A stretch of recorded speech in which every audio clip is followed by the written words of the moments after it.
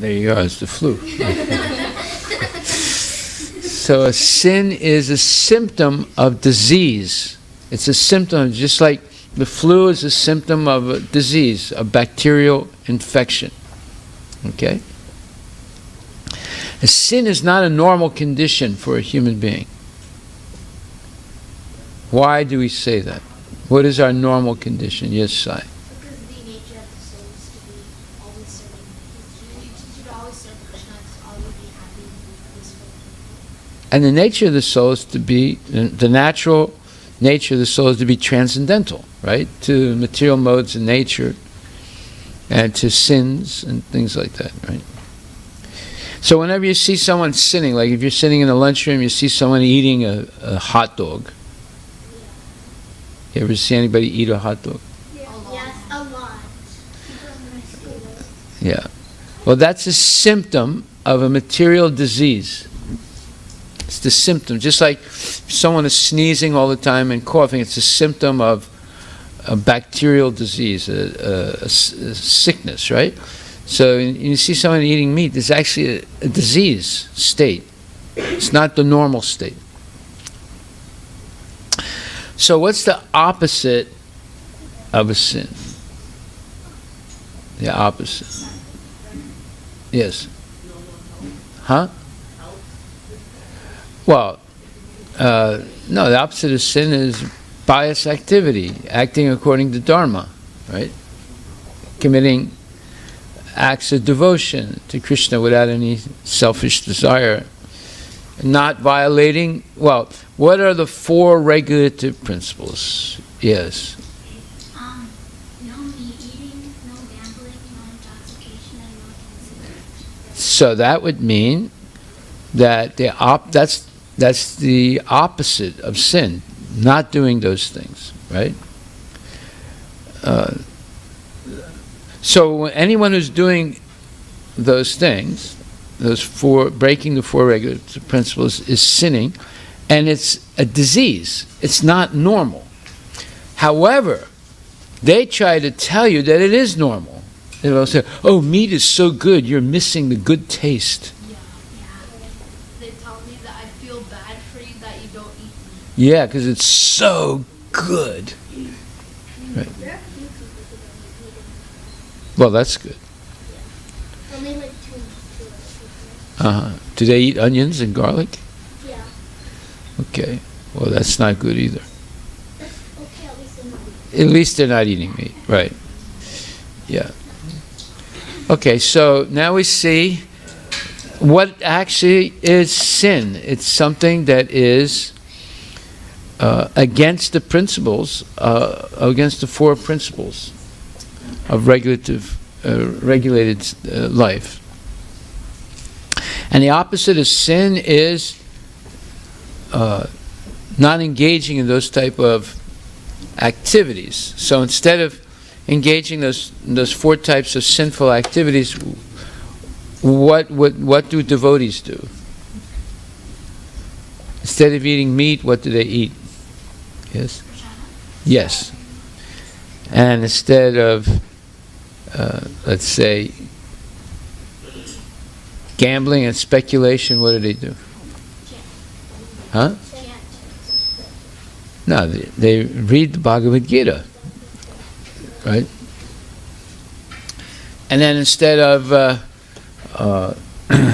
taking intoxication, what do? They chant. They chant, right? And instead of doing all nonsense activities, they engage in devotional service. So that's the opposite of sin. Now, what causes people to sin? You know the answer? I know. I was raising my hand for something. What are you raising your hand for? So like,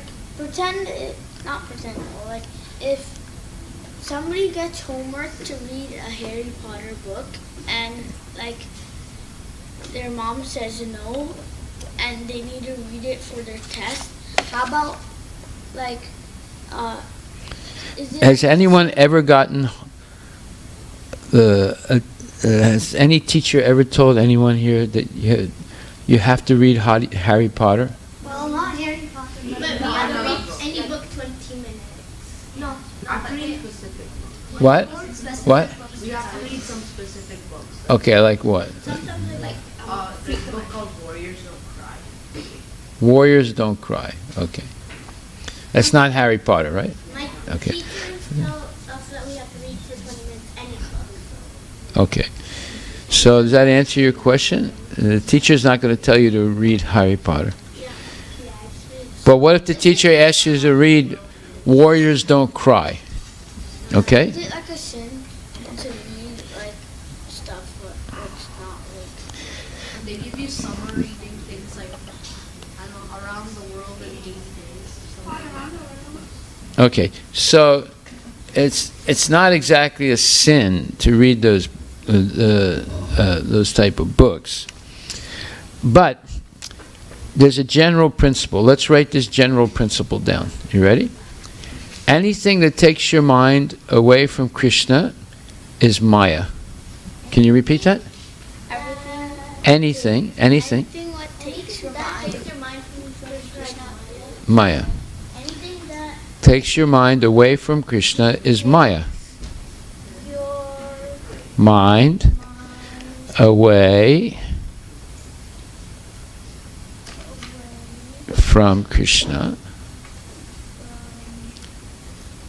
Krishna is Maya. No, Maya, what does Maya mean? Maya means like, An illusion. Something that is not true. So anything that takes your mind away from Krishna is Maya. So if they ask you to read Warriors Don't Cry, that's a type of Maya, yeah. Now, Maya means an illusion. It's you're all of a sudden you're reading things that are not related to Krishna, and therefore it'll take your mind away from Krishna. So you have to understand what it is. All right, you have to do it because you have to do your homework, right? But could you ask your teacher, well, instead of reading Warriors Don't Cry, can I read the Mahabharata? It's all about warriors. What do you think they would say? The book is actually about warriors. It's about fighting against racism in early America. I don't Okay. Anyway, sometimes you have to do those things, just like, people have to go to work and they have to do different things, and it takes their mind away from Krishna. But see, if you understand what is happening, like, for example, let's say this. Everything depends also on your motive. What does that mean? M-O-T-I-V-E. Yes. like what you're striving for, like the Yes. pilgrims, they went to, let's say, New York. Why did they go there? That's like, Well, the first pilgrims didn't go to New York. They went. no, I'm just like, Yeah. Yeah. So motive means what is the purpose of your action, right?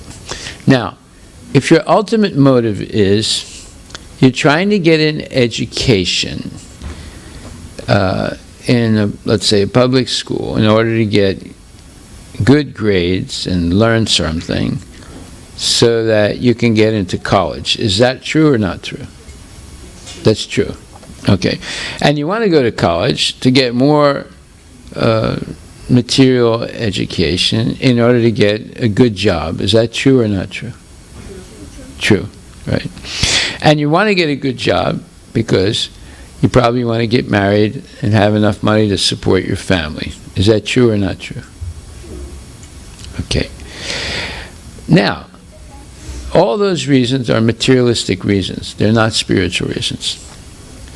However, you can look at this in a different way. You can say, look, I want to first establish my varna so that I can pursue my ashrama in a responsible way in the future. Okay, what does that mean? I want to first get my varna in order to pursue or practice my ashrama without any too much, let's say, stress. What does that mean? Sai. What's Varna mean? You've heard Varna Ashrama. Yes.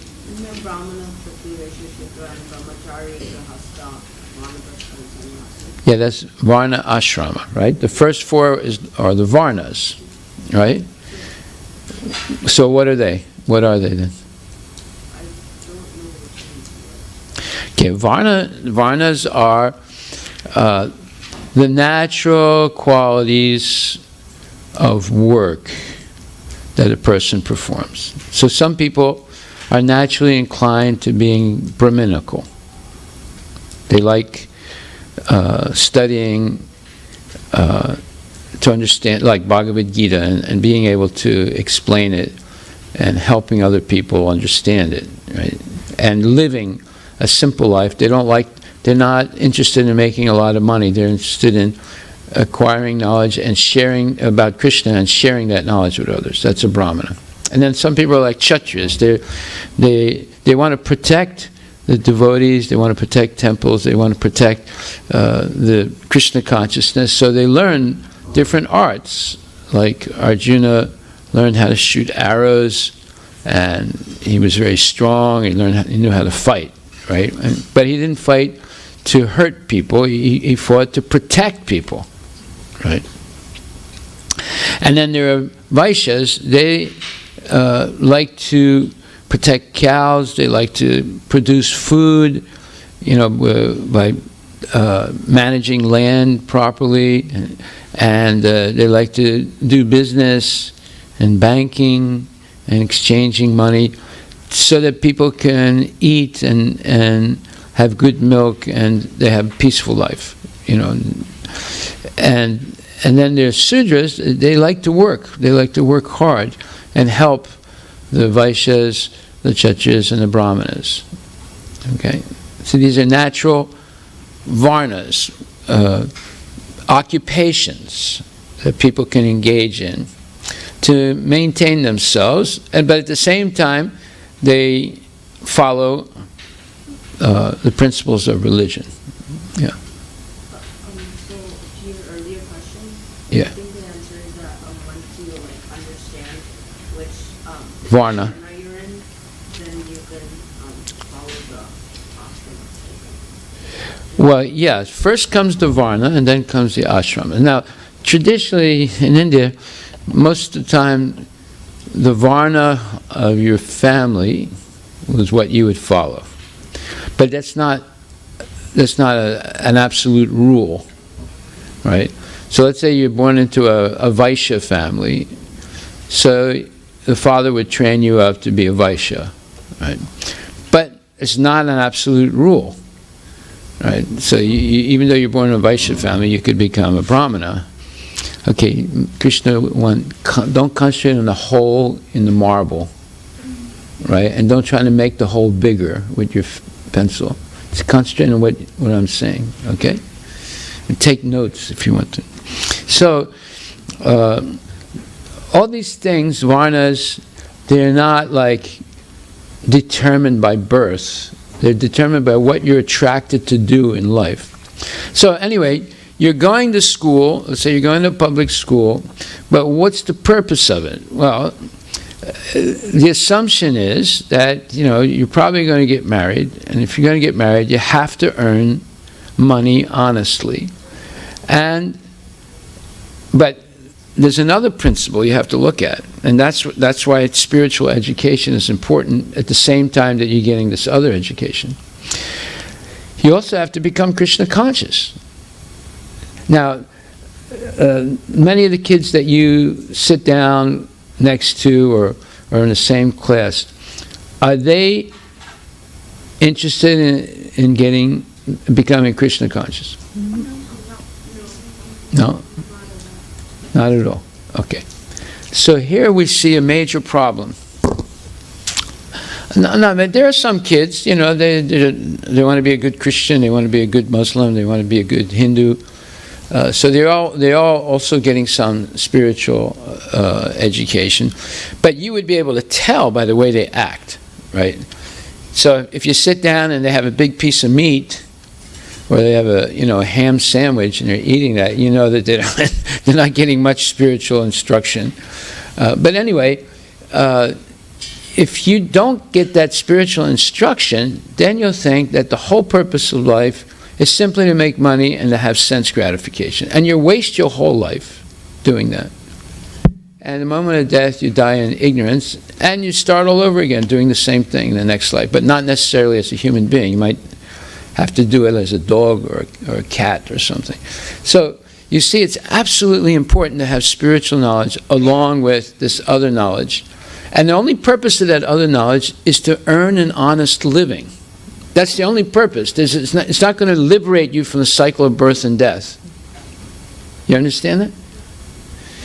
Okay, this is not a place to sleep. It's a place to listen. Right? So, once you understand that, then you can put it in perspective. What does that mean, Krishna? To put it in perspective. Then you can like use it.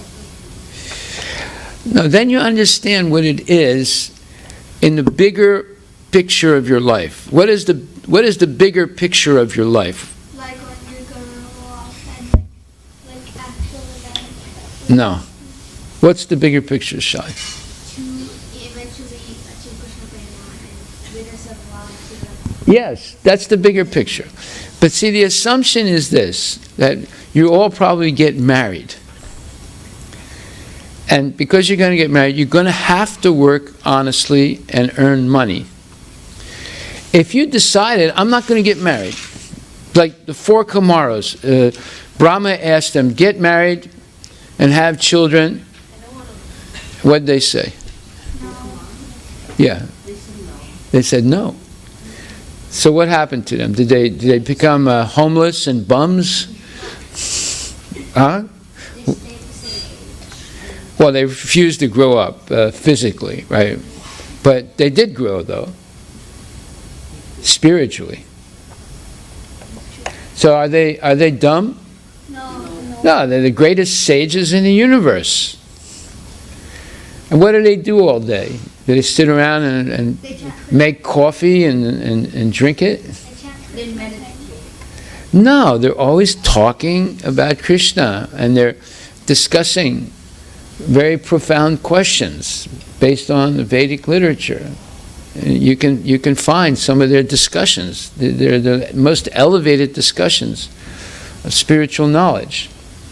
So, in other words, would you feel sorry for them? Oh, the poor Kumar, they're not going to get married, they're not going to have families, they're not going to have 401k, they're not going to have a big house, they're not going to have washing machines.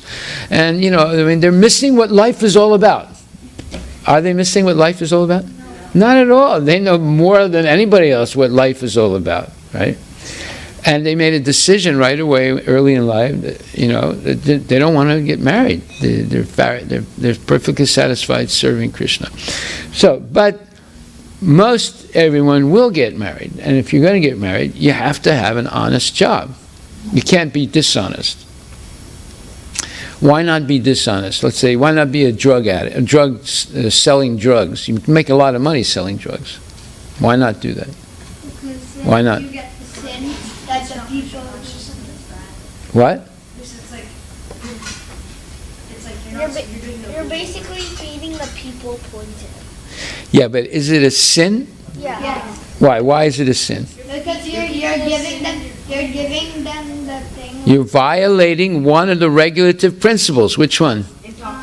Exactly right. So what did we say a sin is? Anything which violates the regulative principles or anything which is not Anything that takes your mind. No, that's an illusion.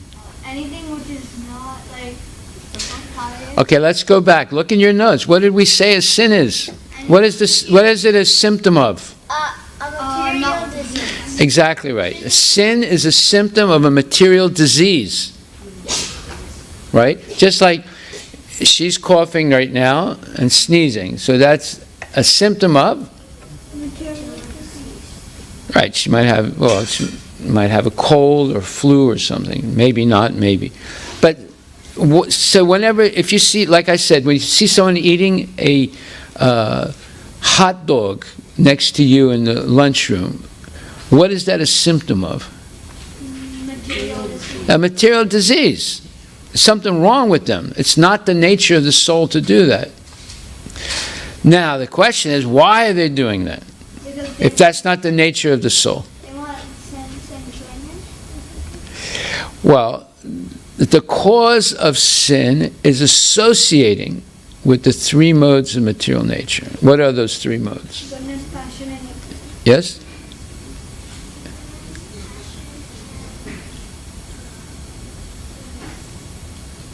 Did you say ignorance first?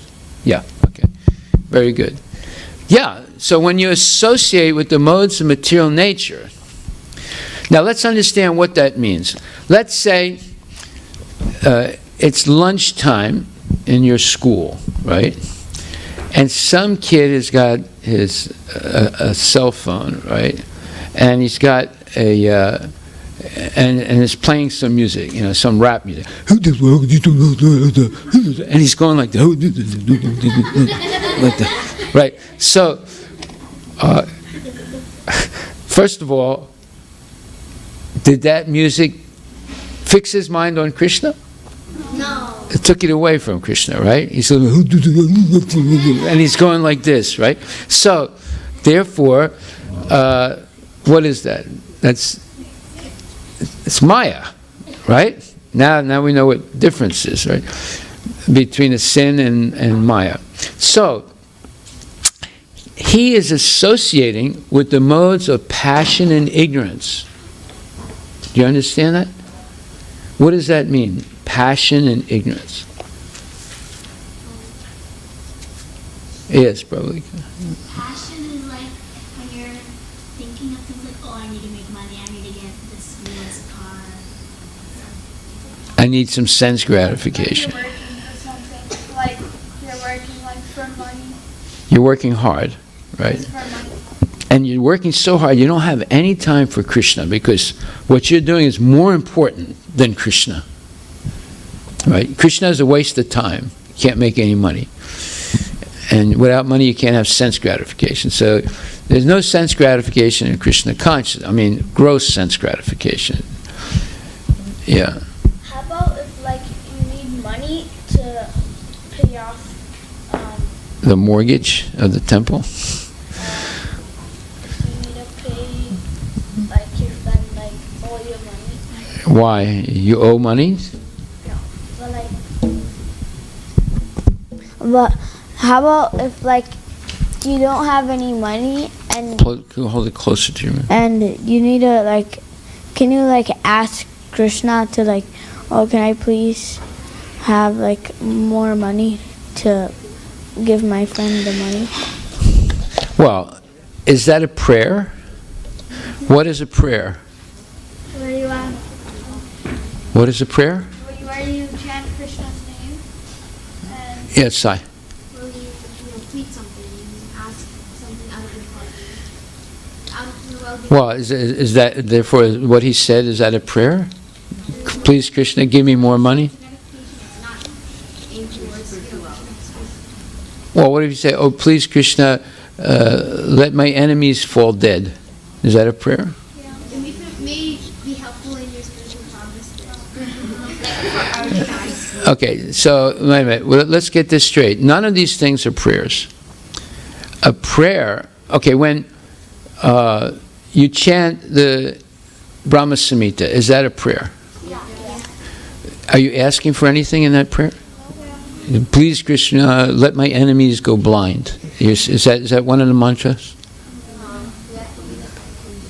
So what is the Brahma Samhita saying or doing? Yes. Asking Krishna for what? Which verse says that? Yeah, a prayer is glorifying God. That's a real prayer. If you go and say, "Oh, give me this, God, give me that," that's not a prayer. Give me is not a prayer. Yeah, glorifying is a prayer. So let's get that straight. You both of you, Mayapur and Sai also, and saying that a prayer is asking for something from God. That's not a prayer. Don't sit there. I can't see you. Sit over here, and you also sit over here so I can see you. What? That's all right. Here, there's a ground over here. Come over here. Don't hide behind the mridungas. Then I can't see what nonsense you're doing that way. Yes. What if you're having three health system? Well, do you think Krishna is ignorant? He doesn't know anything about you? So you don't have to say that. All you have to do is just praise Krishna. He knows what you need. He knows who you are. He knows everything. He knows more about you than you do, because he's in your heart. He knows everything you're thinking. He knows all the difficulties you're in. So you just glorify the Lord. Now, can you glorify the Lord? Let's say you want to talk nonsense. Do you have to study a book to talk nonsense? No. Anybody can talk nonsense. Yeah. Well, anyone can talk nonsense. You don't have to study to do that. So, but to glorify Krishna, can you just do it like that, or do you need some knowledge? You can just do it. You can just do it? Okay, go ahead. Let me hear you glorify Krishna. Go ahead. Go ahead.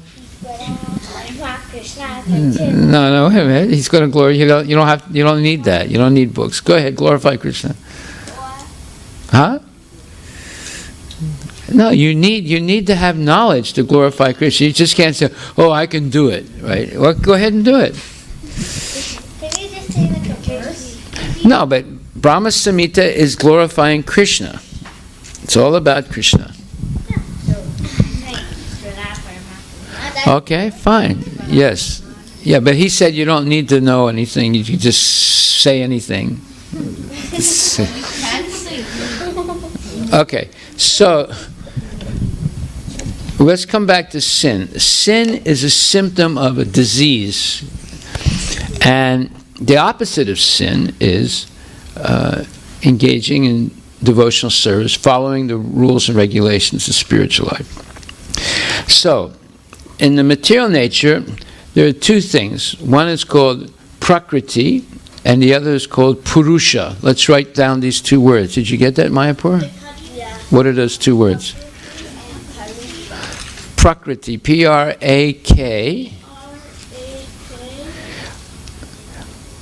R-I-T-I, prakriti. Purusha, P-U-R-U-S-H-A,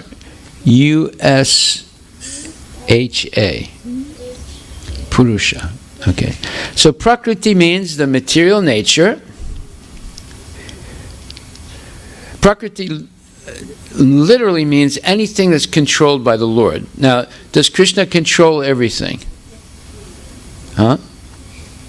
Does Krishna control everything? Yeah. Yeah, so I'm Prakriti, you're Prakriti, the carpet is Prakriti, the building is Prakriti, everything is Prakriti, because Krishna controls everything, right? And Purusha means the enjoyer. Now, who is the greatest enjoyer? Krishna. Is there a secondary enjoyer? Yes.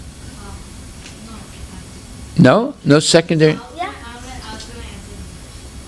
Okay, is there a secondary enjoyer? Is there a second enjoyer? Yes, there is. Yeah. Who said nope? You did, okay. What does nope mean? Does it rhyme with rope? Nope, rope? All the gods. Yes. What? What did you say? Microphone. Who has the microphone? Who's hiding the microphone? Living beings. Who has the microphone? Okay, go ahead. Living beings. Yes, you're right. You and me and all living entities, they are Purushas also. Not the supreme Purusha, but secondary Purushas. Like, for example, let me ask you a question. Is anybody here trying to enjoy something? I'm trying to. Yeah, me too. Yes. Does that mean like simultaneously Prakriti and Purusha? Because if Purusha means the enjoyer. So you're saying that we're Prakriti and Purusha? Yeah, because Yeah. Krishna's Purusha. He's the supreme Purusha. Yeah, that makes us Prakriti, right? Well, see, now that's a very good question you're asking, because this comes into what's called, this leads into understanding the real position of the living entity. When the living entity acts as Purusha, he's trying to imitate Krishna, and he becomes entangled by the laws of material nature. When he acts as Prakriti, he's in his natural position as the servant of Krishna, because he's acting to give pleasure to Krishna. You see? So, therefore, most people think that we're actually Purusha, enjoyers. Right? And they enjoy by forgetting Krishna and then exploiting Krishna's material energy or other Prakriti for their own selfish pleasure. That's the beginning of sin right there. Okay? But when, yes? Like, don't demigods also like enjoy it? Yeah, that's why demigods are not pure devotees. They're devotees, but they're not pure devotees. Right. So we are. So how can you tell if someone is a pure devotee? Yeah. When they dedicate their life to serving. Yeah, I mean there's not like from 5 o'clock in the morning to 9 o'clock I'm going to serve Krishna. From 9 o'clock to 10 o'clock I'm going to do all nonsense. And then from 10 o'clock on, I'll serve Krishna a little bit, maybe 50% of the time. And then after 12 o'clock, I'm just going to do nonsense the rest of the day. So is that a devotee? No. It's very low-level devotee, very low level. Yes. He said this thing like asking what they meditate on, and then he said the light is minus Krishna. Well, those are the Mayavadis, right? A Mayavadi, I told you to do a survey. You remember what that survey was? No. The idea is that you can talk to your Hindu friends, and you ask them about. Okay, you can ask them a question. What is the purpose of spiritual life? Right. Now, if they don't mention Krishna once, then you know they're a Mayavadi. Why? Because what is a Mayavadi? No. I said Mayavadi means someone who always does minus Krishna. Right? So if you always do minus, will you ever have a plus? No. Right. So if you consistently do minus Krishna in everything you do, say, and act, that's called a Mayavadi. That's the way you can recognize who a Mayavadi is, an impersonalist. They always minus Krishna. Yeah. Okay, so we're going to come back to the question, though. Wait a minute, stop that. Okay. If we act like Purusha, we will, at some point, commit sinful activities. But if we always consider ourselves Prakriti, what is enjoyed by Krishna, and Krishna is the supreme enjoyer, then we remain in a position of devotees. Okay? Okay, next point. There are two kinds of Purushas. One is called Shara, K-S-H-A-R-A, K-S-H-A-R-A, and the other is called Akshara. That's your name. So today we're going to learn what Akshara, you know what Akshara means? Yes, exactly. So what do you think Shara means? Fallible. Okay, what's fallible mean? What's infallible mean?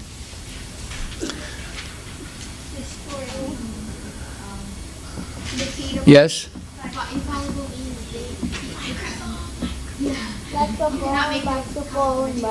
What? they're always superior to everybody, and they cannot come back they won't fall. Infallible means you don't make any mistakes, right? And fallible means you're making mistakes all the time, right? So, there are two types of Purushas. One is fallible and one is infallible. So is Krishna Shara or Akshara? Akshara. And if we try and become Purusha, are we Akshara or Shara? Shara, yeah. We'll always make mistakes. We'll always make mistakes. Okay, so now, sin is a symptom of the, I don't want to look at your tongue and your tonsils, right? So put your hand over your mouth when you yawn. You were going to, yeah, but the pencil got in your way, is that it? Is that why you couldn't? Yeah. Okay. So, if we become a Shara, a fallible Purusha, then we will end up committing sins. We'll end up making mistakes and committing sins. F-A-L-L-I-B-L-E. Put that down and stop playing with it. Give it to me. Give it to me. F-A-L-L-I-B-L-E. Yeah. And then if you want to spell infallible, you put I-N before F-A-L-L-I-B-L-E. Infallible. Okay. But if, and another symptom of the Shara, the fallible Purusha, is that he or she is influenced by the three modes of material nature: goodness, passion, and ignorance. Now, being influenced, Krishna 1, I said, I don't want to see your tonsils and your tongue, right? So if you yawn, what do? But your pencil will get in the way. Yeah. Okay. Okay, so if you are transcendental to the modes of material nature, then you'll become Shara or Akshara. Akshara, right? So Akshara, to live up to your name, what do you have to do?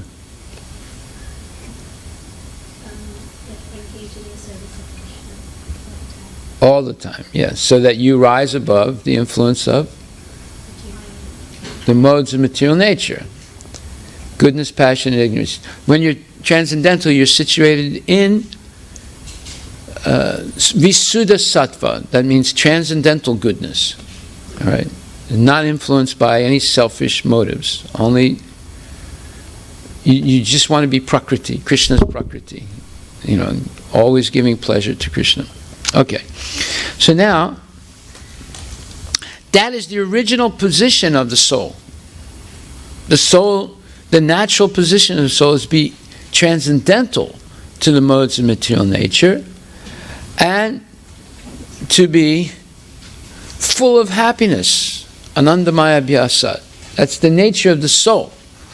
So if you see friends of yours that are unhappy and frustrated, or if you see people that are frustrated and they're taking opioids, what's an opioid? A drug. Yes, O-P-I-O-I-D, opioid. It just sounds like one of those drugs, so I just guessed that. What? It just sounds like a drug. It is a drug. So there is what's called an opioid epidemic in America today. What does that mean? An opioid epidemic. Yes, probably.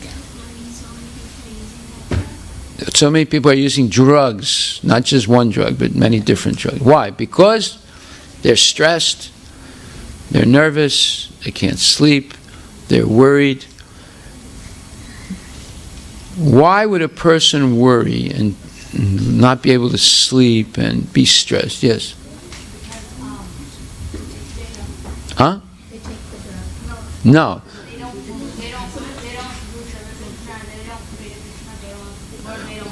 Well, yeah, but no, because they're Shara. They made too many mistakes You understand? Previous life? No, well, in this life, or previous life, but mainly this life. So, if you are a shara, you're a fallible purusha. You're a purusha that's making mistakes all the time, right? So that means that you'll have anxiety, you'll have fear, you'll have doubts, you'll have stress, you'll have worry. You won't be able to sleep properly. You won't be able to think clearly. Yes. What was the one word they used to describe the nature of the soul? Well, Satchidananda Vigraha, yeah, or Anandamaya Bhyasat. Soul is full of happiness, not worried. Soul is full of energy and happy and not worried and full of confidence because not committing mistakes. Okay, let's say you make a mistake. Let's say you were cooking your mommy said, okay, you cook this and make sure it doesn't boil over. And you were talking to someone on a cell phone, oh, what are you doing today? Oh, I'm going to do that. Oh, that's really good. I'm going to think about doing it. And then all of a sudden you hear, and you look over and exactly what your mom told you not to do is happening. It's boiling over. It's going all over the kitchen. Right? The sambar is all over the kitchen now. Right? So, are you going to feel some anxiety? Why? Huh? Yeah, because all that stuff that you get. Well, you made a stupid mistake. The one thing your mother told you to watch, it's happened. Why? Because you were on the phone talking. What are you doing today? Oh, great. Maybe okay. Well, I'll see you there. Okay. Well, soup is all over the kitchen now, right? And your mom is coming home in the next 5 minutes before you'll be able to clean it up. So you're going to be in anxiety? You're going to be worried? Yeah. You're going to be stressed? Yeah. Now you know. So people are making mistakes all day long, therefore they have trouble sleeping at night. They're so much stressed. Don't put your finger in your mouth. Okay? And because they can't stop making mistakes, then they start taking opioids, which are what? Drugs. To try and calm their mind down because their mind is racing all over the place with anxiety. Okay. Okay, next. There's a very important verse in the Bhagavad Gita. If you have the Bhagavad Gita, open up 13th chapter, 20th verse. I'm going to get it from here.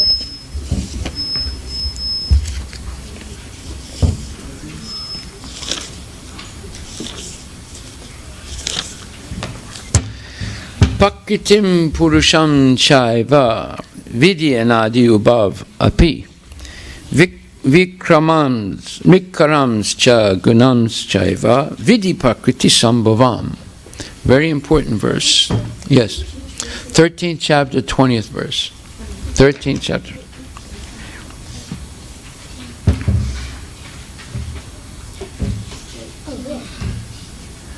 Okay, so this verse says, material nature, what's another name for material nature in Sanskrit? Maya. No, prakriti. Right? Maya means illusion. What's a synonym of illusion? Well, there's Maya, sense gratification, illusion, right? 3 words that mean the same thing. Yes? Yes. So this verse says, material nature and the living entities should be understood to be beginningless. 13th chapter, 20th verse. Their transformations and the modes of matter are products of material nature. So, question is, I'm going to give you an example, and you tell me, you explain some points about this example, all right? Let's say that there's a housing project down the street, right? That means they're building houses, right? Now, Who are they building houses for? People. What are they building the houses with? Huh? Or building materials, right? So, what exists first, the house or the building materials and people? Right. Now, as they build, once the houses are finished, what happens? People move in, right? Right? So,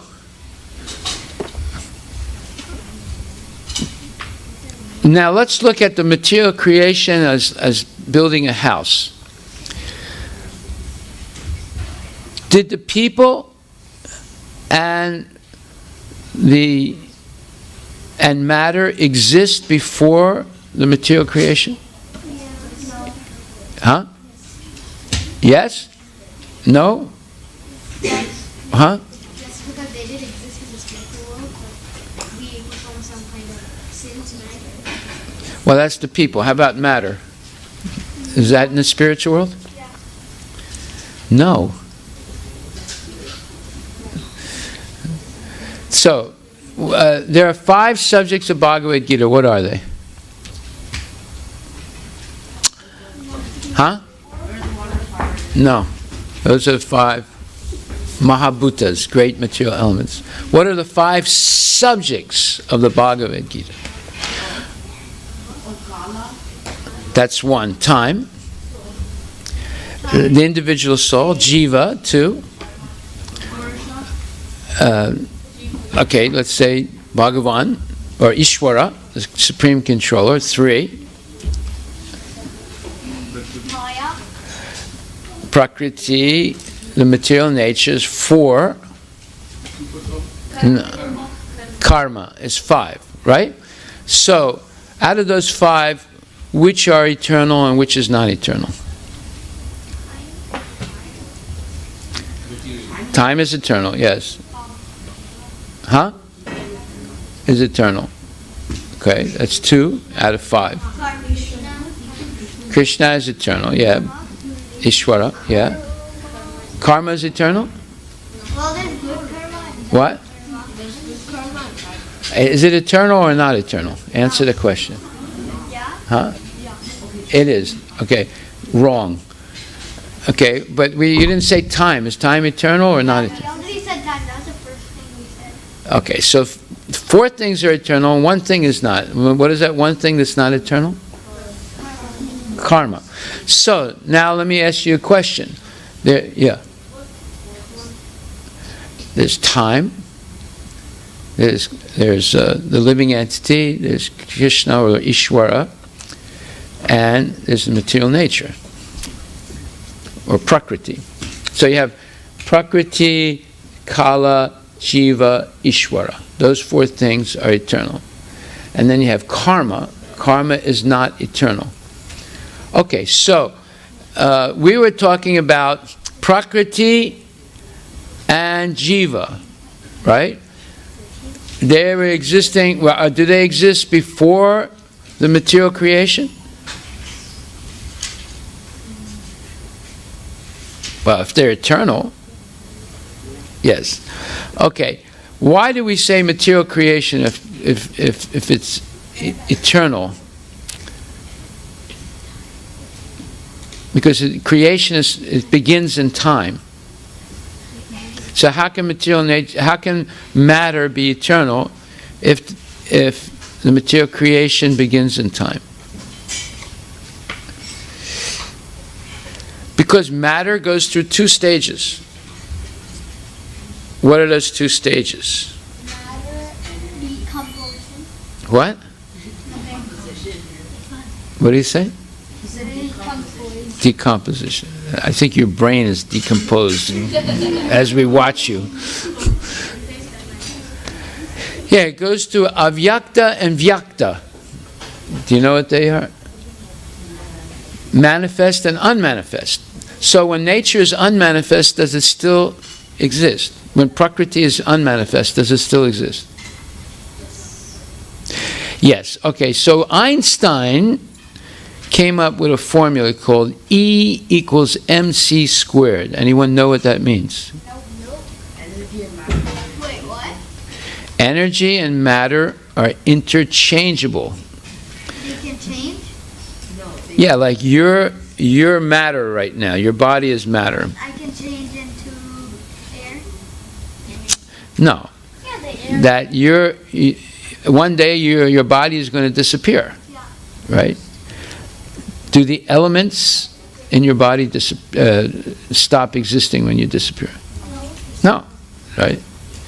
So, therefore, matter is eternal, but it goes through two phases. Sometimes it's manifest, sometimes it's not manifest. Right? Okay, so, matter exists in a potential state before creation of the material world. It's in its unmanifest state. Or as Einstein was talking about, energy. And at some point, energy can go back to matter, and then it can go back again to energy. Okay. So, therefore, the living entity, and by the way, time is something that manifests when there's material creation. Sit over here, I said. Time manifests when there's material creation. And how do you perceive time when it's manifest? How do you what? Like right now, we started the class at 7:30, and now it's 8:38. So what happened to time? Time went by. Went by. So we perceive time by its passage in the material world. How do you perceive time in the spiritual world? Huh? No, there is a time factor. How do you perceive it? We perceive it here by its passage. How do you perceive it in the spiritual world? Time is eternal, so it's got to be existing, right? No, you notice it by its non-passage. Like, for example, how long did the gopis dancing in the Rasa Leela with Krishna last? 3 years. No. 8 days, 1 night. But how long was that one night? 12 hours? Years.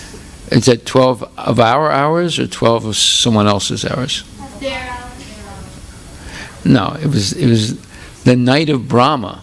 How long is that? It's 1,000 cycles of... One yuga cycle. No, No, it's, 72 yuga cycles. no, No, 1,000. 1,000 and a kalpa. Yeah, it's a kalpa, yeah. It's 1,000 cycles of 4 ages. Oh, I So, thought it was 72. you're talking about 4,300,000,000 years, right? 4,300,000,000 years. So, we see that you notice time by its non-passage. You know you've been doing something for a long time, but nothing has changed. In fact, everything's getting better. But here, we notice it by its passage. See, now they're going to open the curtains. So that means we've spent at least an hour discussing about, this subject. Okay, so the jiva, the living entity, you and me, and and matter are both transcendental to time. They're not subject to time. They don't deteriorate over time. Matter may change, but it doesn't stop existing. Okay. All right. So now, next major point. This verse says that. Let's read the purport. Somebody start reading the purport.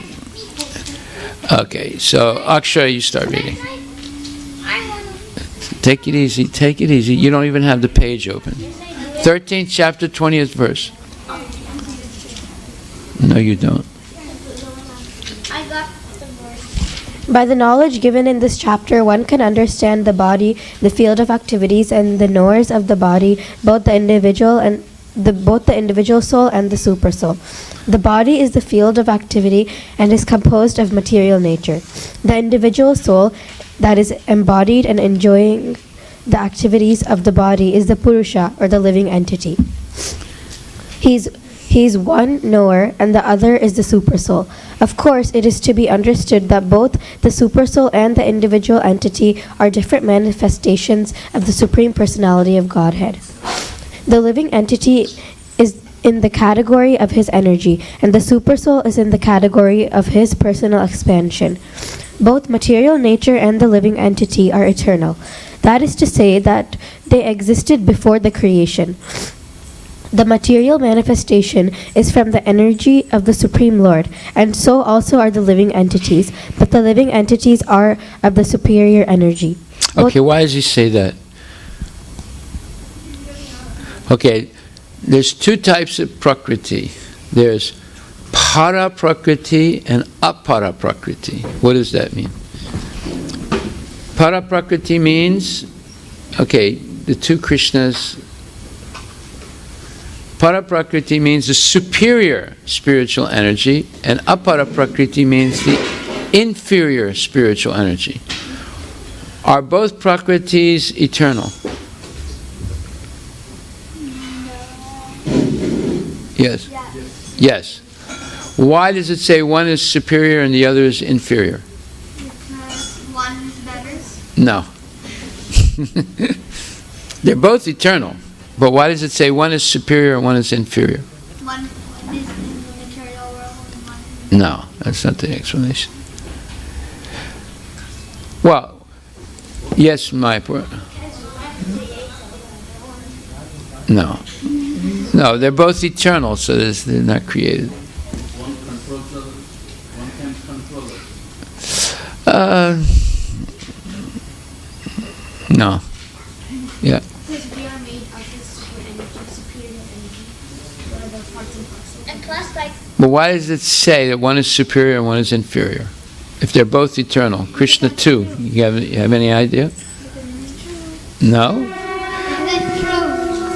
No, because the material nature goes through two states. It's manifest and unmanifest, but the spiritual nature is always manifest. Okay, we'll finish after the opening.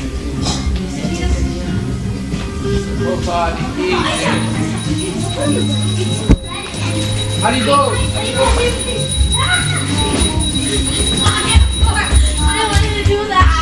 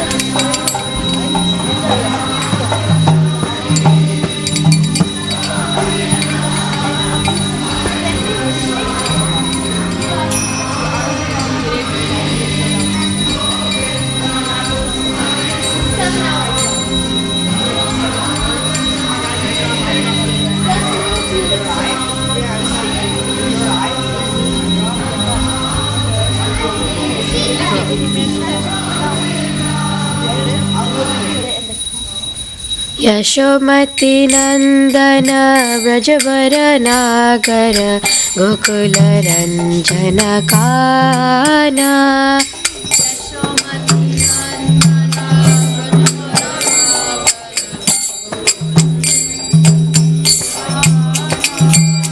Yashomati नंदन व्रजवर नागर गोकुल रंजन काना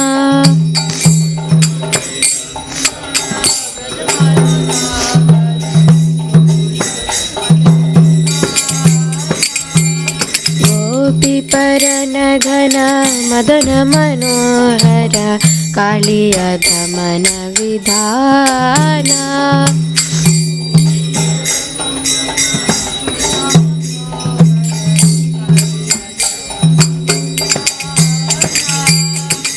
अमल हरि नाम अमिय विलासा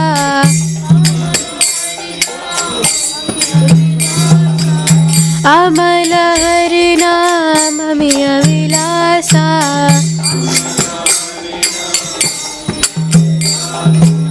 विपिन पुरंदर नवीन नगर bore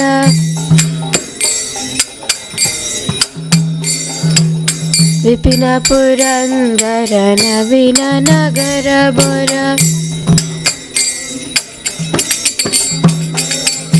वंशी वदन सुवासा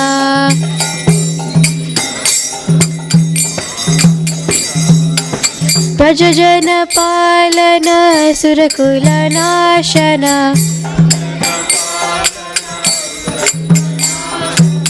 ब्रजजन पालन सुरकुल नाशन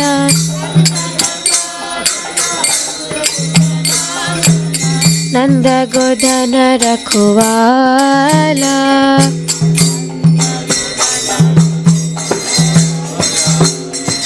गोविंद माधव नवनीत तस्कर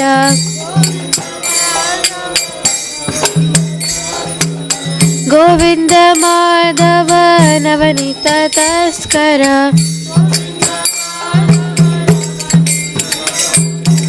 सुंदर नंद गोपाल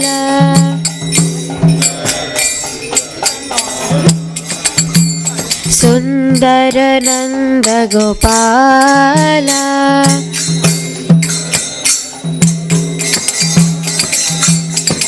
यमुन तट चर गोपी बसन हरा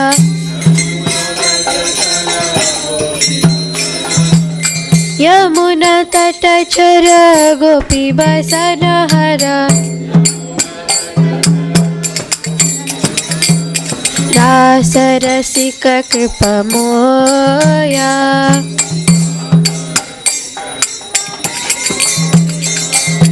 रास रसिक कृप मोया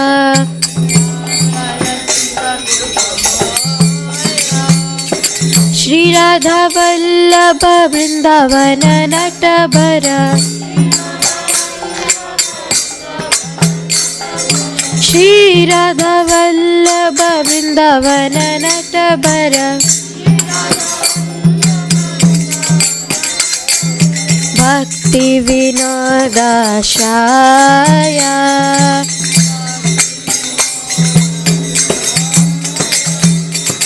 भक्ति विनोदाशाया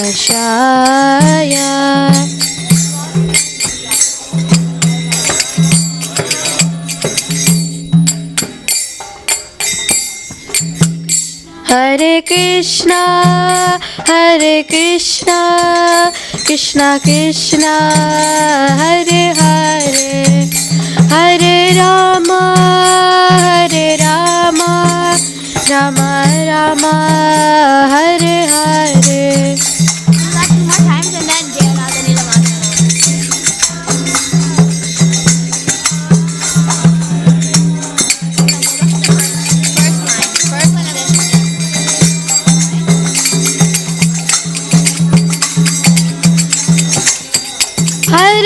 Krishna Krishna Krishna Hare Hare Hare Ram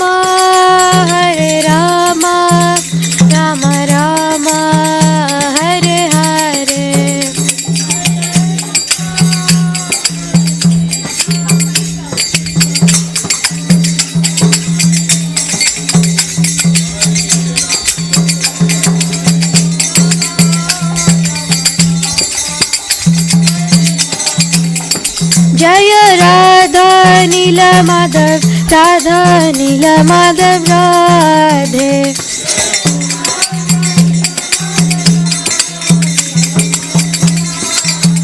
Jaya Jagannatha, Jaya Jagannatha, Jaya Baladeva, Jaya Subhadra.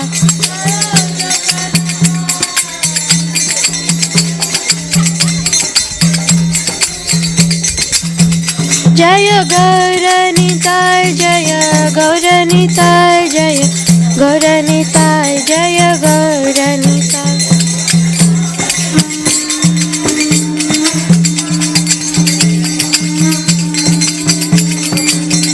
Jaya Sitaram, Sitaram, Sitaram, Jaya Lakshman Hanuman.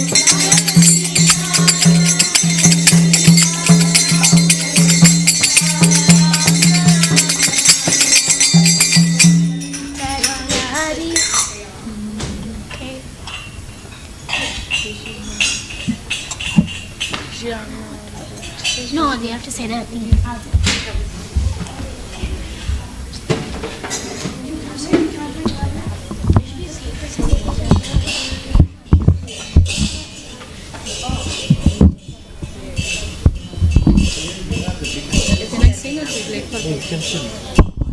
जय ओम विष्णुपाद परमहंस परिव्रजकाचार्य अष्टोत्तर श्री श्री भक्ति वेदांत स्वामी श्रील प्रभुपाद की जय ओम विष्णुपाद परमहंस परिव्रजकाचार्य अष्टोत्तर श्री श्री भक्ति सिद्धांत सरस्वती गोस्वामी महाराज प्रभुपाद की अनंत कोटि वैष्णव वृंद की नामाचार्य श्री हरिदास ठाकुर की प्रेम से कहो श्री कृष्ण चैतन्य प्रभु नित्यानंद श्री अद्वैत गदाधर श्रीवासादि गौर भक्त वृंद की श्री श्री राधा कृष्ण श्याम कुंड राधा कुंड गिरि गोवर्धन की श्री श्री गंगा माई यमुना माई की पुरुषोत्तम क्षेत्र जगन्नाथपुरी धाम की मायापुर धाम की वृंदावन धाम की तुलसी देवी भक्ति देवी की हरिनाम संकीर्तन की निताय गौर प्रेमानंदे हरि बोल।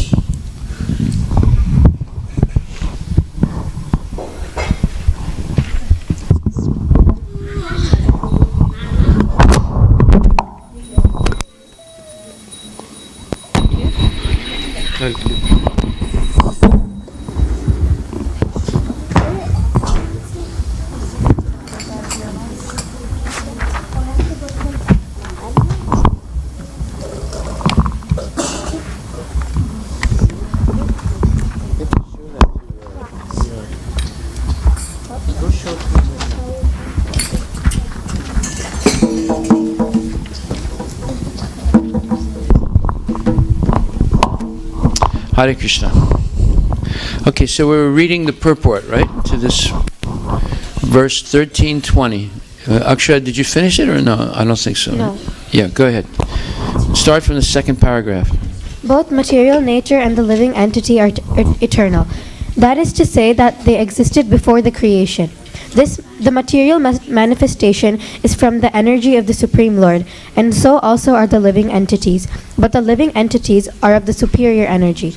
Both the living entities and material nature existed before this cosmos was manifested. So why did we say the living entity is part of the superior spiritual energy, and then the material nature is part of the inferior spiritual energy? What differentiates the two? They're both spiritual. They're both eternal. Yes? I heard somewhere that the material nature is the external potency, and then the internal potency is the spiritual energy, and there is the marginal potency. Yeah, but that doesn't, what you said is true, but that doesn't answer the question. Why does it say part of the superior nature? Yes? Superior spiritual energy, para prakriti, as opposed to inferior material nature, apara prakriti. Material nature is manifest and unmanifest, goes through two phases. And living entity, they are... and the spiritual nature is always manifest. Right? So there's a verse, look this verse up, 8th chapter, 20th verse, paras tasmat tubhavo nyo, 8th chapter, 20th verse, vyakto vyaktat sanatana, put that down. Yasa sarve sabhutesu na satsu na vinasyati. 8th chapter, 20th verse. it says, yet there is another unmanifest nature which is eternal and is transcendental to this manifested and unmanifested matter. It is supreme and is never annihilated. When all in this world is annihilated, that part remains as it is. So the spiritual nature it's unmanifested to our eyes, but it's eternally manifested in the spiritual world. And it's never annihilated. Whereas material nature is annihilated, means it goes into the avyakta state, where it's not manifest. Just put it down. Okay, so 820 proves that that the spiritual nature is superior because it's never annihilated, whereas material nature is absorbed back into the body of Mahavishnu. You can't see it anymore, but it's still existing. Okay, so go ahead, finish. Absorbed in the Supreme Personality of Godhead, Mahavishnu, and when it was required, it was manifested by the agency of the Mahatattva. Similarly, the living entities are also in him, and because they are conditioned... You have a microphone?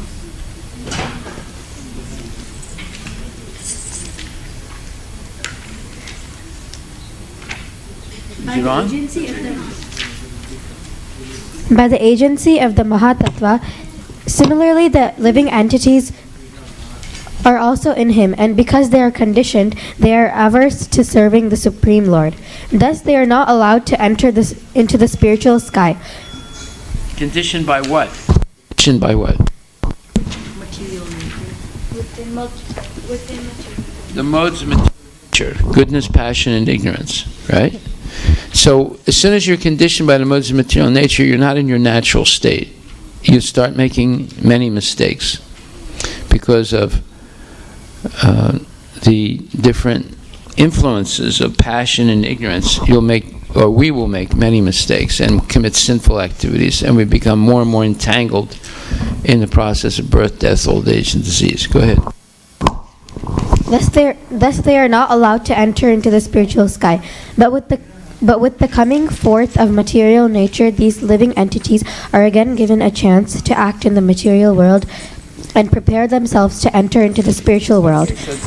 So this is called the mystery of material creation. What does that mean? What is the mystery of this material creation?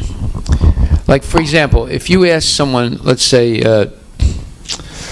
Augustia, you ask a friend of yours in the school, your public school, what do you ask them, what is the purpose of life? And what's the purpose of this creation, material creation? What do you think they would say? They would say, like... A microphone for Augusta. Microphone, Augusta. What would they say, Augusta? They would, say, I have no idea what you're talking about, go away or something. Okay. All right. So, let me ask the question to anybody. If you asked somebody that you know in school, what do you think the purpose of material creation is? What do you think they would say? Okay, give the microphone to Krishna too. They would say to enjoy life, and you aren't enjoying life by eating, not eating meat. You gotta have fun. And okay, if you enjoy life by not eating meat, does that mean you're enjoying or not enjoying?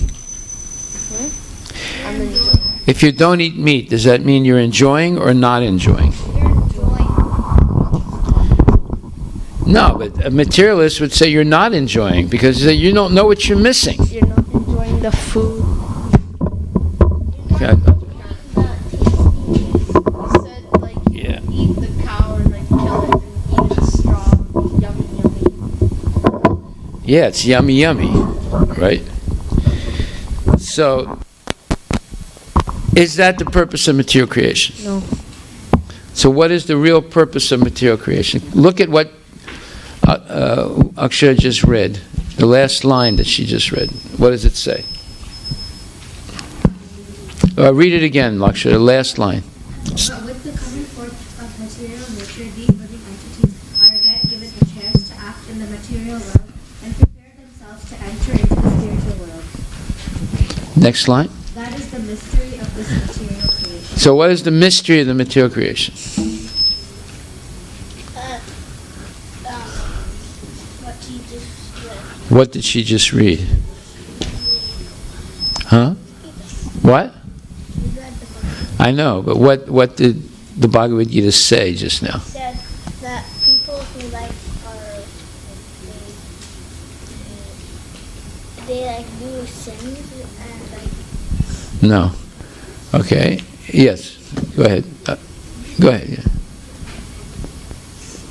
Microphone. Microphone. What is the real purpose of material creation? Go ahead. Wait. What? The mystery of material creation is the a chance to act in the material world and prepare yourself to enter the spiritual world. Yeah, and why does it say this is the mystery of material creation? Why does it say it's mystery? Because nobody knows that's the actual goal.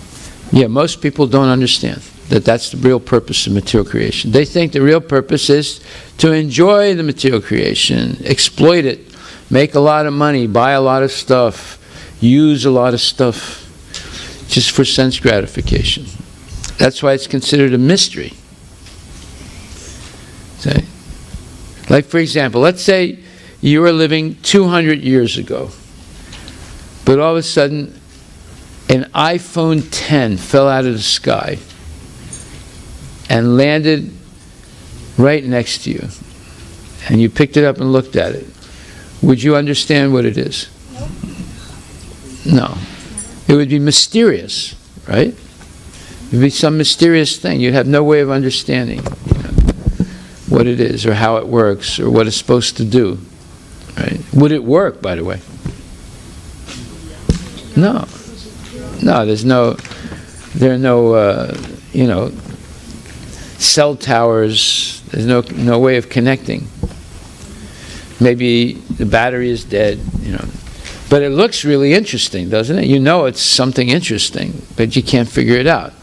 So, through material education that you get in public schools, you'll never be able to figure out the mystery of material creation. Have any of your friends figured it out in your class, bro? No. Have you figured it out? No. Huh? You haven't? Why don't you read what it just said? Read it out loud. What is the purpose of material creation? Yeah. Did you ever hear that before? Krishna too? No, anywhere. Yeah, but before this, did you ever hear that? This is the real purpose of material creation. No. You see, that's why it's called a mystery. Even you come to the temple for the last, 5 or 10 years, you still haven't figured it out. So if this is the one thing you learned today, you should have a celebration, because now you really know what the purpose of material creation is. Yes. It's a chance. Especially if you're in the human form of life. If you're in the dog's body, you wouldn't be able to do it. But do you have a dog's body? No. You have a human being body, right? So that means you have all the equipment now, all the assets to go back to Godhead in this lifetime. Yes. So, microphone from Mayapur. Come on, Mayapur. Don't throw it. By the time he got the microphone, he forgot his question. Go ahead. but so how did all these right after every people Prabhupada died, He didn't die. He left his body. Yeah, left his body. Well, Soul doesn't die. yeah. So they randomly started getting phones, but how did they get the technology to make a phone? Because What does that question have to do with our lecture today, with our discussion today? but how do they get the knowledge to make a phone? Well, they went to school and they studied and they did research and they figured out how to control electromagnetic waves. How do you control them? Well, you're going to have to go to school and learn. They started controlling electromagnetic waves in the 1890s. They demonstrated for the first time how to control it, and it was an Indian that did it. You know his name?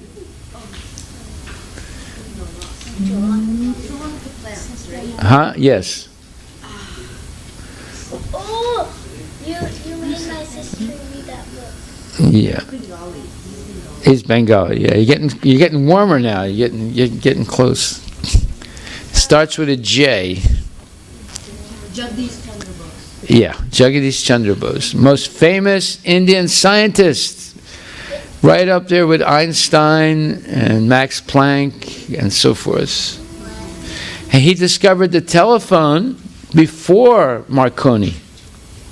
But because he was an Indian, they didn't recognize him. They recognized Marconi.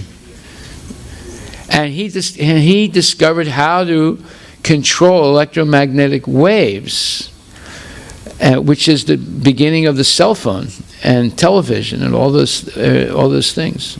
Yes. He's different. No. They're both Bengalis, though. Yeah, and then there's a saying in India: what Bengal thinks, the rest of India will follow.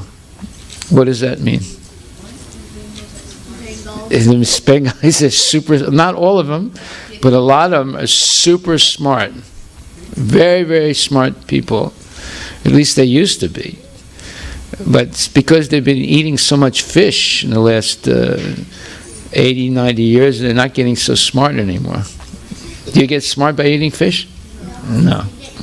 Yeah. But before, they're extremely smart. You have Jagdish Chandra Bose, and you have many of the gurus that came to the United States were Bengalis. You had Vivekananda, Yogananda.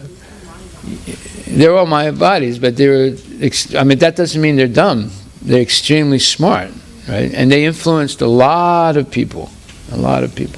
We can go down the list. Most of the gurus were, big gurus were Bengalis. Yeah. Huh? Of course, Srila Prabhupada, but he's not Bengali. He's from the spiritual world. Yeah. But he spoke perfect Bengali. Okay, so now we know. Who else can? Okay, somebody else tell me, what is the purpose of material creation? Give the microphone. Who wants? Okay, Augustia, give it to me. What's the purpose of material creation, Augustia? To prepare for the spiritual world. To prepare to go back to the spiritual world, especially in the human form of life. So if someone tells you... To prepare for or to prepare to go back? Yeah, to qualify, let's say it like this, to qualify yourself to go back to Godhead. Okay? So if someone tells you, Krishna too, the purpose of life is to enjoy, to eat, sleep, mate, and defend as much as you can. And to do that, you need money. So you have to make a lot of money, and you can just enjoy life. So what are you going to say? The purpose of material creation is to qualify to the spiritual world. Qualify yourself to go back to the spiritual. And he'd say, who told you that? That's not true. That's a lie. What are you going to say? They don't know. The parents didn't tell them. That's why it says it's the mystery of material creation, right? Is that what Akshara read? It's the mystery of material creation, right? Okay, continue reading. No, stop. Give her the microphone.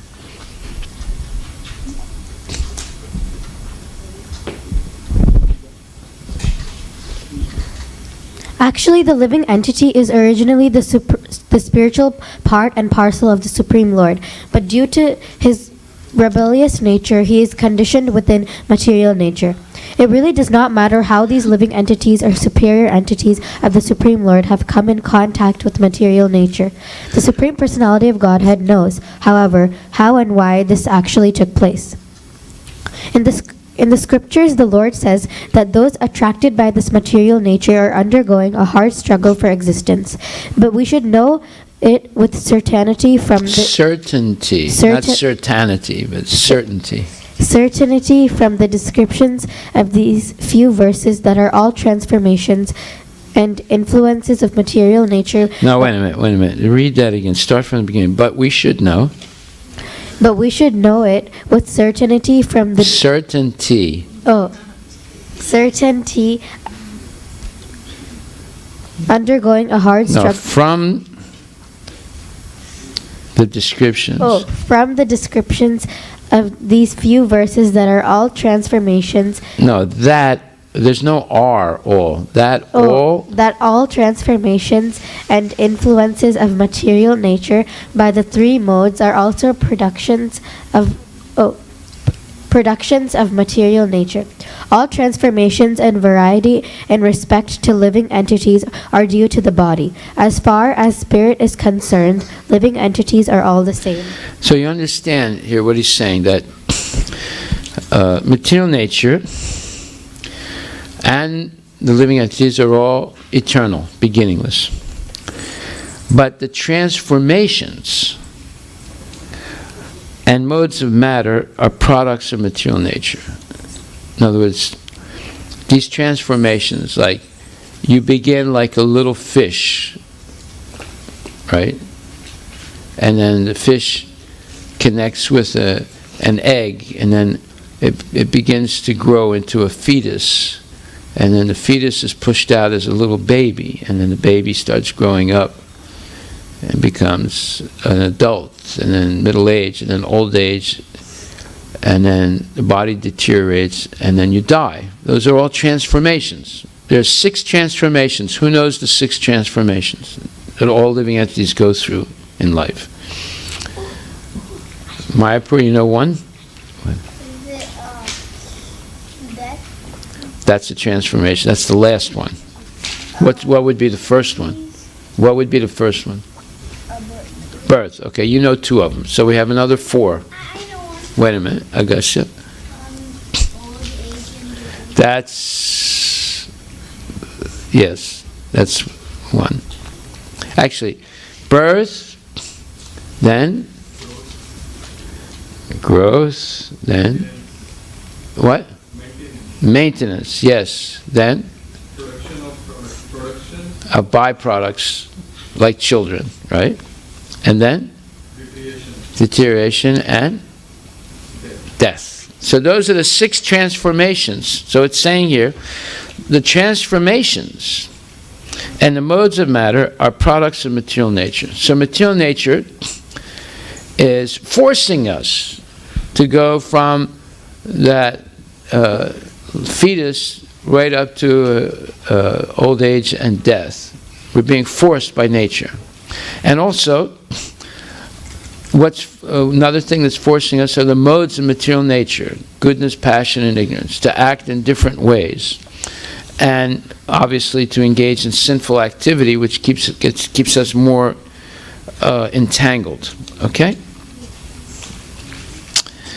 So, the Supreme Personality of Godhead knows, however, how and why we took birth in the material world. In the scriptures, the Lord says that those attracted by this material nature are undergoing a hard struggle for existence.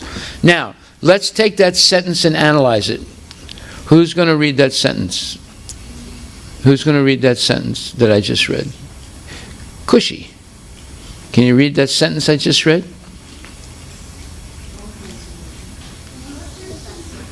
What? Yeah. Where's the microphone? Stop playing with that. Read out loud, Kushi. All transformations and variety in respect to living entities are due to the body. As far as spirit is concerned, living entities are all the same. Okay, that was not. Oh no. What I wanted you to read was.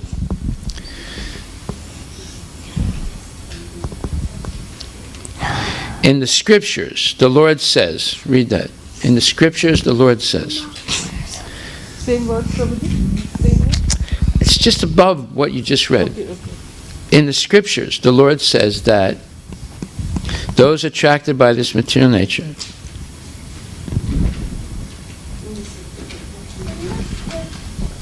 In the scriptures, the Lord says that those attracted by this material nature are undergoing a hard struggle for existence. Okay, now let's discuss this statement. Does anyone have anything to say about this statement? That it's an evergreen state. It has absolutely nothing to do with this statement.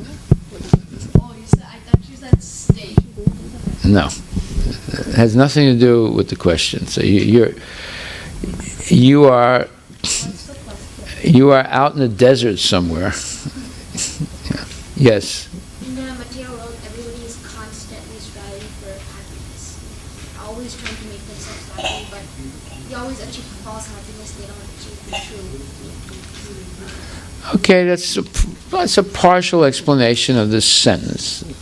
But come on, let's go deeper into it. Read the sentence. Read it out loud. Who else wants to read it out loud? So that Krishna too can understand what the real question was. Because what he said was so foolishly wrong, we want to give him another chance. I thought describes state. Okay, who wants to read again? Who wants to read what Kushi just read? Go ahead. Go ahead. In the scriptures, the Lord says that those attracted by this material nature are undergoing a hard struggle for existence. Okay, anyone want to explain what that means? Yes? That they're trying to exist and they're not like being devotional, like in devotional service, so they're not like, so they're struggling. Yes. Yeah, you're getting much closer now. Okay, why are they struggling? Let's see. What does it say, the reason why people are struggling in this world? But by the way, do you accept that people are struggling in this world? Yeah. Yes. Why does it say they're struggling? No. I mean, that's true, but it's not. Look at the sentence itself. What's it say in the sentence? They're attracted by material nature. They're attracted by material nature. Okay, let's say you're attracted by a spinner. Okay? Now, we just read this sentence. What will be the result of being attracted by the spinner? Peer pressure? What? Peer pressure? No. No, look at the sentence. They're attracted by it. No, but what is the result of it? Stop playing with that. What'll be the... Yes, Kushi.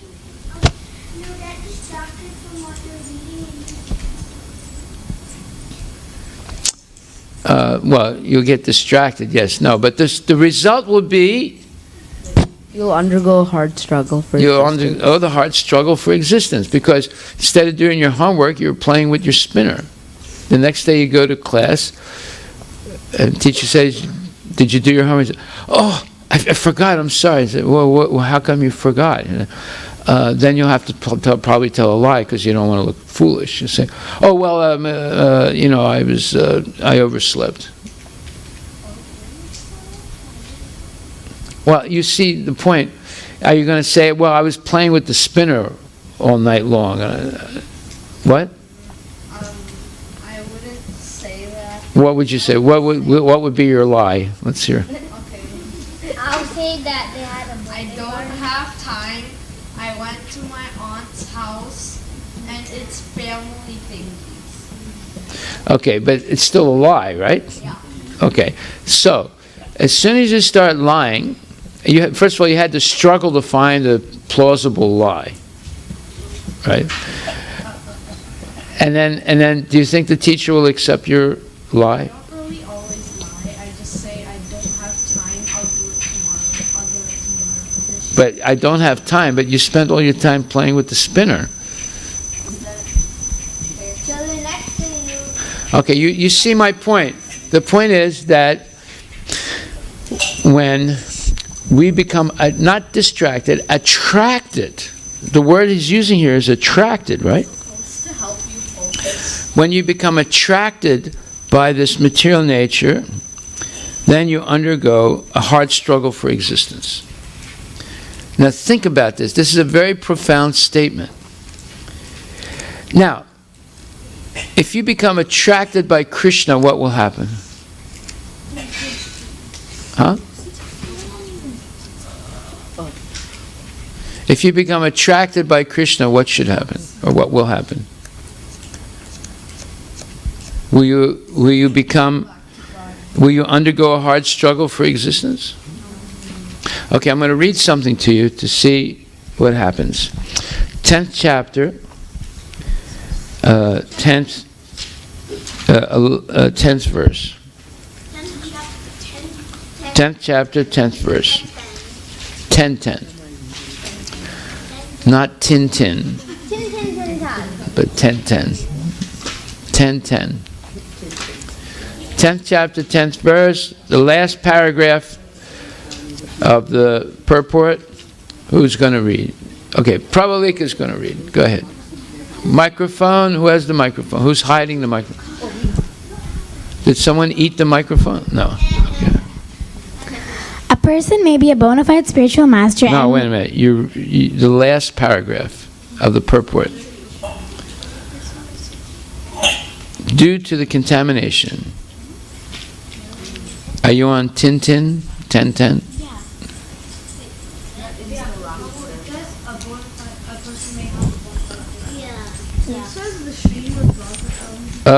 Okay, I am sorry.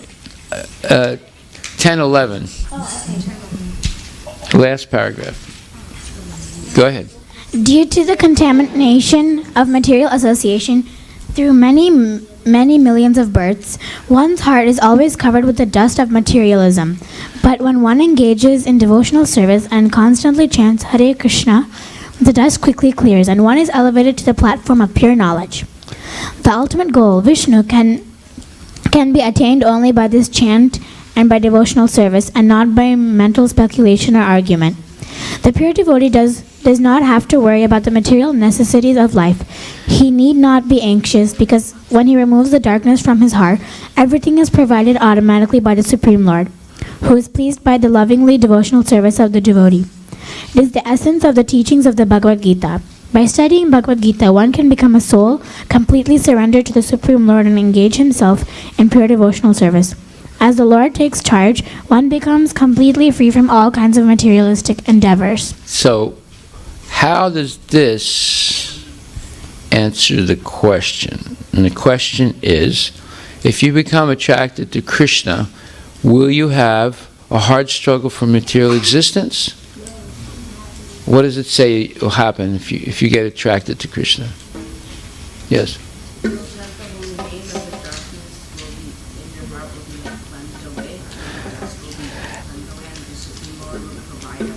Yes, that's the point. The Supreme Lord will, you don't have to worry about the material necessities of life.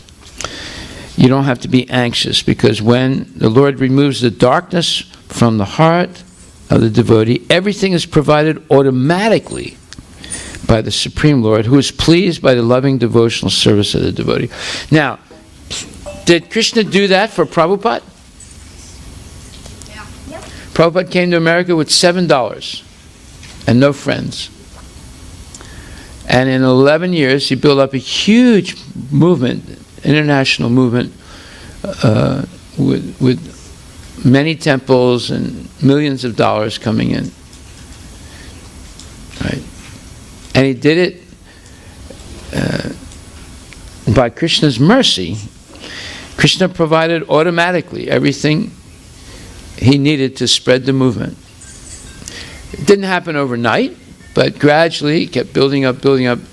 And today you're going to remember two things. First thing is, what is the mystery of material creation? It's that you need the fire was made, it's made so that we can qualify ourselves For what? to the spiritual world. To go back to the spiritual world, right? It's a chance given to us to go back to the spiritual world. Okay, that's one thing you should learn today. Second thing you should learn today is what is the essence of the Bhagavad Gita? Or the essence of the teaching of Bhagavad Gita? We just read it. Who just read? Who just?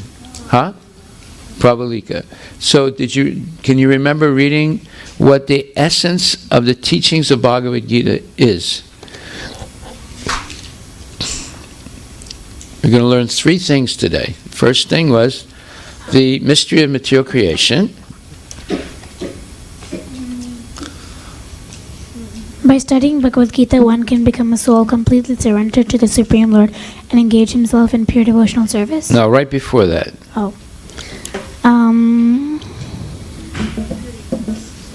The pure devotee does not have to worry about material necessities of life. He need not be anxious because when he removes the darkness from his heart, everything is provided automatically by the Supreme Lord, who is pleased by the loving devotional service of the devotee. This is the essence of the teachings of Bhagavad Gita. Okay, that's the essence of the teachings of Bhagavad Gita.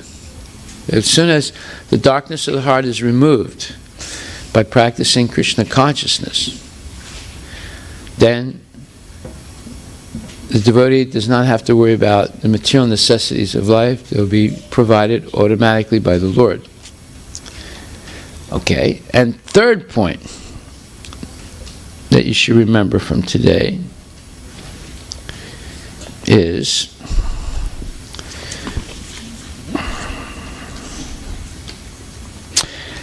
that sins are actually not natural. So if you see a person eating meat or gambling or something like that, that's not a natural thing to do. Why does it say that?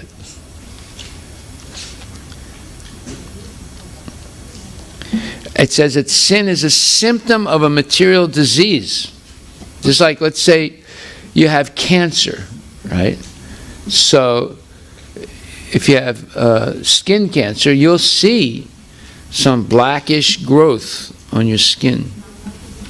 And it's gradually getting bigger and bigger, and then finally you die from it, right?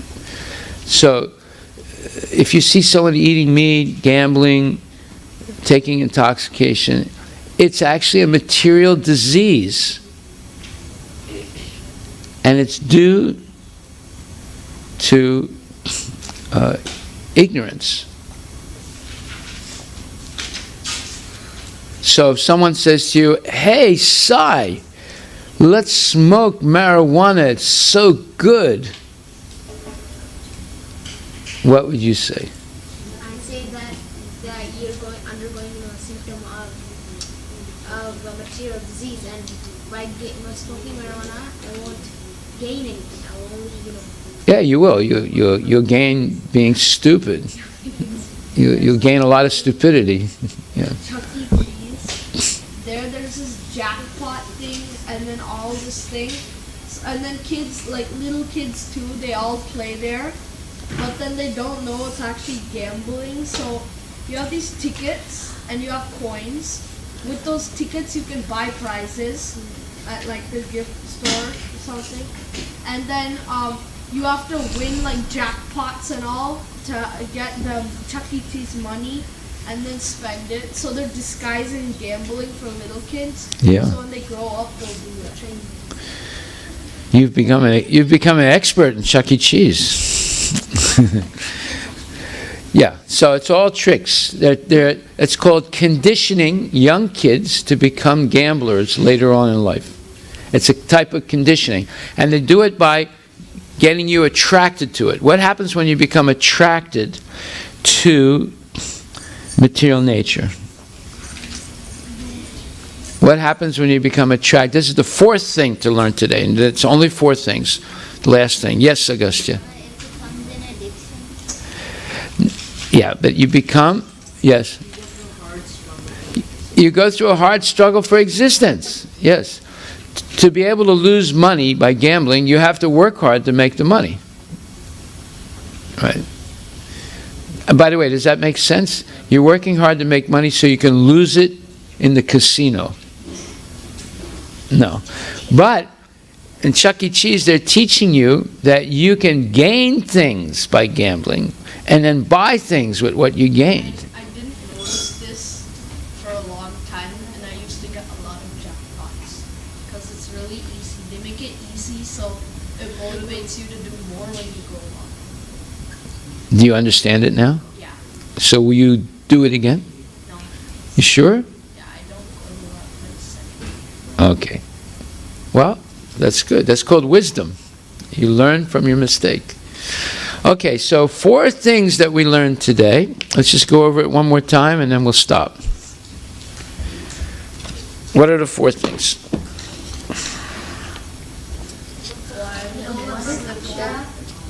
What? All of the material creation. Okay, that's other things that we learned, yes. But the 4 things I just went over. The goal of material creation is to qualify yourself to go to the spiritual world. Yeah, the mystery of material creation, yes. To qualify yourself to go back to Godhead. It's a chance given to you, yes. What? The essence of Bhagavad Gita is that if you remove the darkness from your heart by practicing Krishna consciousness, then Krishna will take care of you. He'll supply everything you need to maintain yourself so you can continue service. And number 3.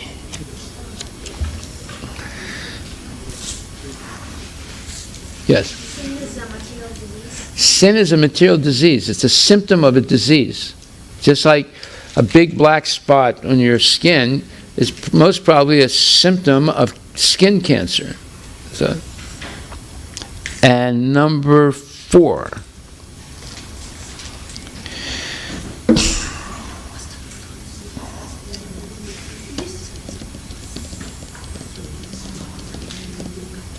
What was number 4? Yes? You get attracted by material nature A big, go through the hard struggle of life. yes. You're going to have to work really hard and you'll get stressed all the time by being attracted to Chuck E. Cheese gambling. It looks like fun. It begins like nectar and it ends up like poison. Okay, thank you very much. Hare Krishna. All glories to Srila Prabhupada.